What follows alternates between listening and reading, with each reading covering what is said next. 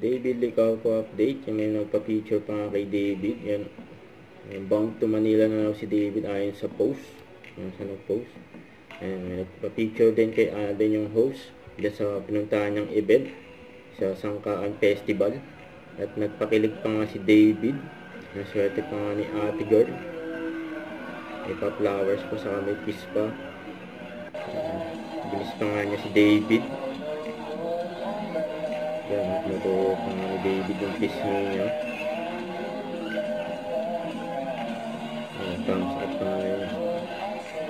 Ano, grabe yan. Pinagkaguluhan pa nga si David.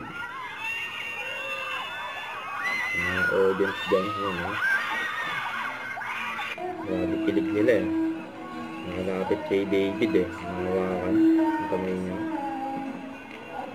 Dami pa picture kay David oh. Kanya-kanyang selfie. Don't forget to subscribe, click the notification bell for more update. This is Richard yung Action Vlog. Stay tuned for more videos. See ya!